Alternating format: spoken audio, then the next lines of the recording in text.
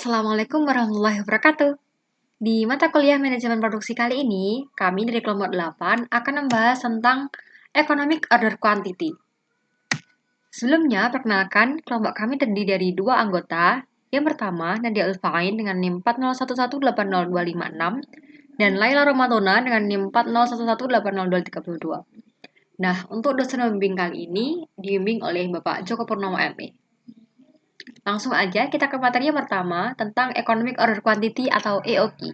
Saya Laila Romadona, NIM 401180232, ingin menjelaskan tentang Economic Order Quantity. Yang pertama, pengertian Economic Order Quantity. Economic Order Quantity adalah volume atau jumlah pembelian yang paling ekonomis untuk dilakukan pada setiap kali perusahaan melakukan pembelian. Metode Economic Order Quantity ini berusaha mencapai tingkat persediaan yang seminimum mungkin, biaya rendah, dan mutu yang lebih baik. Perencanaan metode Economic Order Quantity ini dalam suatu perusahaan akan mampu mencapai tingkat persediaan yang seminimum mungkin, biaya rendah, dan mutu yang lebih baik. Selanjutnya, komponen Economic Order Quantity. Komponen ini yang pertama, ada biaya penyimpanan atau holding cost yang terdiri dari biaya-biaya yang bervariasi secara langsung dengan kuantitas persediaan. Yang kedua, ada biaya pemesanan atau pembelian. Setiap kali suatu bahan dipesan, perusahaan harus menanggung biaya pemesanan. Dalam biaya penyimpanan atau holding cost ini terdiri dari biaya-biaya. Yang pertama, biaya fasilitas penyimpanan termasuk penerangan, pendingin ruangan, dan sebagainya. Yang kedua biaya modal atau opportunity cost of capital, yaitu alternatif pendapatan atas dana yang diinvestasikan dalam persediaan. Yang ketiga, biaya keuangan. Keempat, biaya perhitungan fisik, biaya asuransi persediaan, biaya pajak persediaan, biaya pencurian, pengrusakan atau perampokan, dan biaya penanganan persediaan, dan sebagainya. Yang kedua, biaya pemesanan atau pembelian ini meliputi yang pertama, pemrosesan pemesanan dan biaya ekspedisi, upah, biaya telepon, pengeluaran surat menyurat, biaya pengepakan dan penimbangan, biaya pemeriksaan dan penerimaan, biaya pengiriman ke gudang, biaya utang lancar, dan sebagainya. Yang selanjutnya akan dilanjutkan oleh Nadia Ulfain.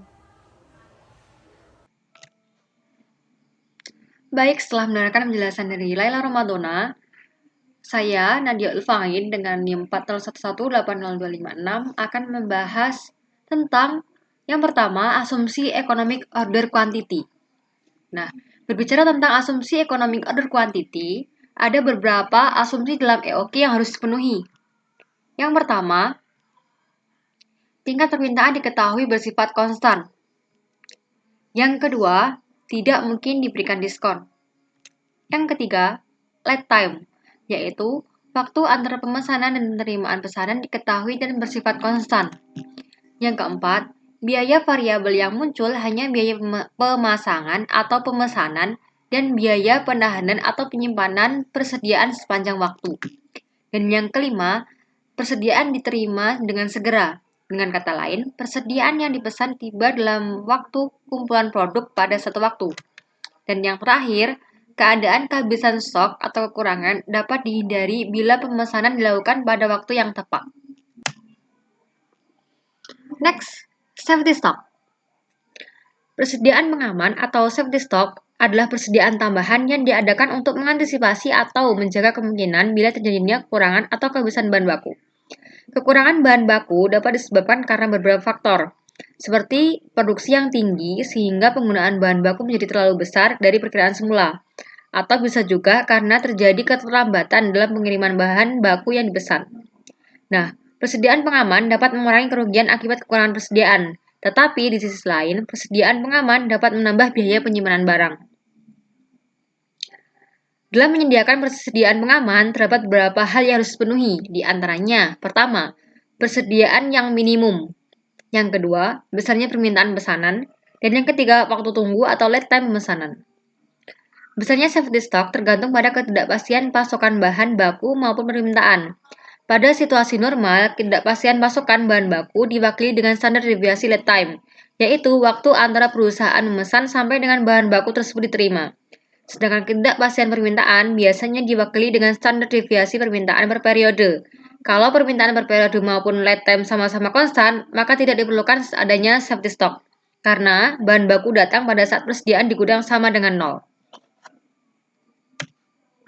Next, reorder point. Reorder point atau yang biasa disebut sebagai ROP dapat dikatakan atau biasa disebut dengan batas atau titik jumlah pemesanan kembali termasuk permintaan yang diinginkan atau dibutuhkan selama masa tenggang.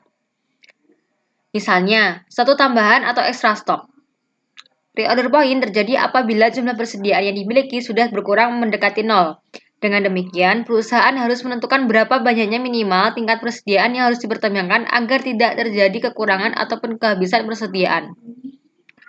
Nah, reorder point mempunyai beberapa model di antaranya. Pertama, jumlah permintaan maupun masa tenggang adalah konstan.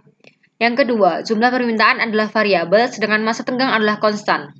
Yang ketiga, jumlah permintaan adalah konstan sedangkan masa tenggang adalah variabel. Dan yang keempat, jumlah permintaan maupun masa tenggang adalah variabel. Next, terima kasih. Apabila ada kurang lebihnya, kami mohon maaf sebesar-besarnya. Apabila teman-teman ingin diskusi, bisa langsung tanyakan pertanyaannya melalui grup WhatsApp ya. Terima kasih. Wassalamualaikum warahmatullahi wabarakatuh.